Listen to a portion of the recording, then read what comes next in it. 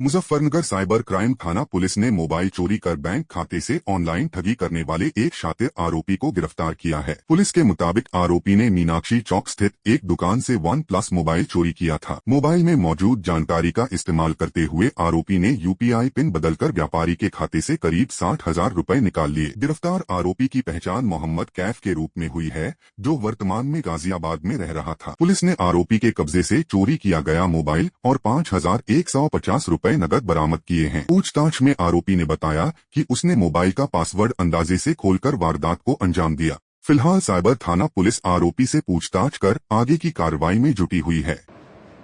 देखिए, हमारी साइबर थाना की टीम, जिसका नेतृत्व जो है श्री इंस्पेक्टर साहब करमवीर सिंह साहब जो है नेतृत्व कर रहे हैं, कप्तान साहब के निर्देशन में जो है हम लगातार गुड वर्क करने का प्रयास कर रहे हैं। इसी क्रम में एक प्रार्थना पत्र प्राप्त हुआ था, जिसमें ये जानकारी हुई कि मोबाइल चोरी करके उस मोबाइल का इस्तेमाल जो है वो फर्जी तरीके से UPI पेमेंट कर साइबर क्राइम किया गया है, जिसकी जानकारी पर हमने तुरंत मुकदमा दर्ज कर अग्रिम कार्रवाई की है।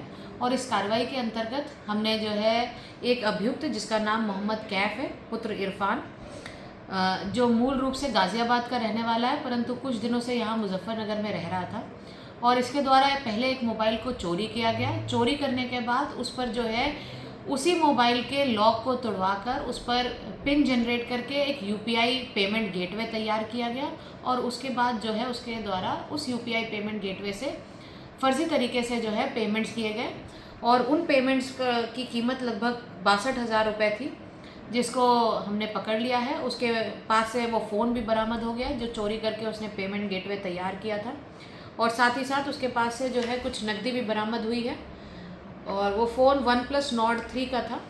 और निश्चित तौर पर साइबर क्राइम थाना टीम जो है वो लगातार कटिबद्ध है कि किसी भी प्रकार के साइबर क्राइम के होने पर वो तत्काल कार्रवाई करती है।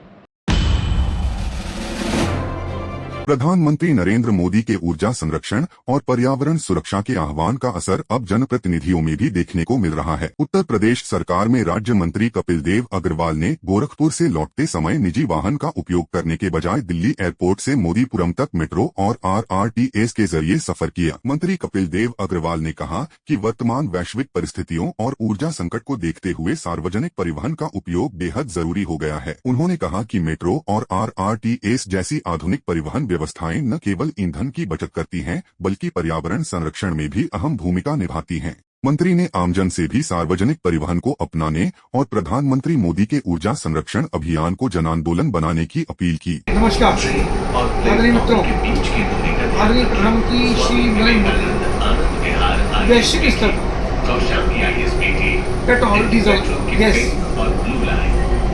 उसकी किल्लत को देखते हुए देशवासियों से अपील की है उसका प्रयोग हम कम करें। निश्चित रूप से देशवासियों से बड़ा आह्वान उन्होंने किया कि देश के कोई समस्याएं संकट आती है तो हम सब देश प्रेम के लिए, राजभक्ति के लिए उसका अनुसरण करें, ये हम सब की जिम्मेदारी है। उसी क्रम में आज मैं गोरखपुर से आते हुए एयरपोर्ट पर उतरा और वहाँ से मेट्रो ट्रेन से सराय काले खां तक पहुँचे, और नमो भारत जो बहुत ही खूबसूरत ट्रेन है, पहली बार मुझको उसमें बैठने का अवसर मिला।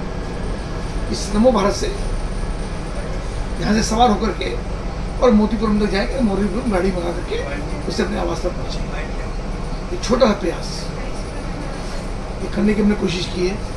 हम सब मिलकर के प्रधानमंत्री जी के मंतव्य को, उनकी प्रेरणा को, राष्ट्रभक्ति के आह्वान को सब लोग सहयोग करने का काम करेंगे। सभी से निवेदन है, भारत माता की जय। मुजफ्फरनगर में तालाब पर अवैध कब्जे और पानी निकासी बंद होने से स्थानीय लोग भारी परेशानी का सामना कर रहे हैं। ग्रामीणों का आरोप है कि रविदास मंदिर के पास स्थित तालाब में कूड़ा डालकर रास्ता और पानी की निकासी बंद कर दी गई है, जिससे पूरे इलाके में गंदगी और जलभराव की स्थिति बनी हुई है। लोगों का कहना है कि इस रास्ते से मंदिर, स्कूल और अम्बेडकर भवन तक आवाजाही होती है, लेकिन अब बच्चों, महिलाओं और बुजुर्गों को गंदे पानी से होकर गुजरना पड़ रहा है। ग्रामीणों ने कई बार अधिकारियों को शिकायत दी, लेकिन अब तक कोई कार्रवाई नहीं हुई। लोगों ने जिलाधिकारी से तालाब से अवैध कब्जा हटवाकर पानी निकासी बहाल कराने और रास्ते का निर्माण कराने की मांग की है। यहाँ से जी 8 निकट आ रही है, हमारी कोई सुनवाई नहीं। पानी का मामला है जी, जोड़ आट लिया सारा, तालाब बंद कर दिया, पानी रास्ते में जाना। हमारे यहाँ है आपसी बिरादरी। हाँ, बस हम मजाक ले रहे, हमारी एक बार जावे, क्या करवा लिया वहाँ। हाँ, है पानी भर रहा जी पूरा, गठड़ी ले जान और कपड़े पर चढ़ा के बाहर निकला बना। मैन गांव का रास्ता हो, निकासी नहीं होने देते ना, तो गांव का प्रधान होने देता, वो भी गाली को पड़ कर बोल रहा क्या करो, अब जो मेरा होता वो कर लियो, और सुनवाई नहीं हो रही। यहाँ कहीं फेरी आ लिए गाँव में जितना पानी है, किसी के सिर पर गोबर खाता है, किसी के सिर पर घासी गड्ढी लियो गिर जा, बच्चे भी परेशान है, वे भी परेशान। कोई हाल क्या हाल होता, भंड भर जा मैं हमारा वे भी गाड़ी को पड़ देते चले जाओ, क्या हाल है। ना लड़कियों का रिश्ते जुड़ने का इस तरह, ना लड़कों के होने का इस तरह जुड़ जाएंगे, जब कीचड़ में निकला गाड़ी में।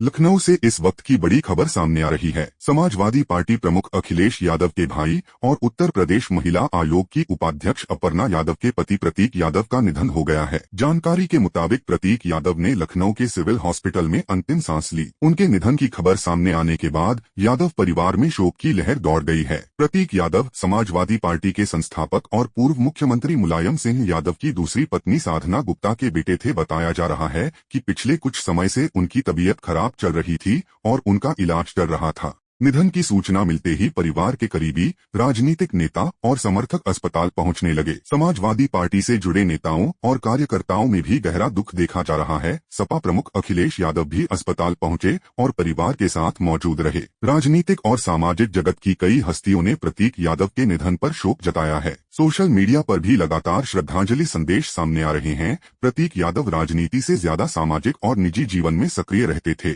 लेकिन यादव परिवार से जुड़े होने के कारण वे हमेशा चर्चा में बने रहते थे। उनके निधन को यादव परिवार के लिए बड़ी व्यक्तिगत क्षति माना जा रहा है। फिलहाल परिवार की ओर से अंतिम संस्कार को लेकर तैयारियां की जा रही हैं।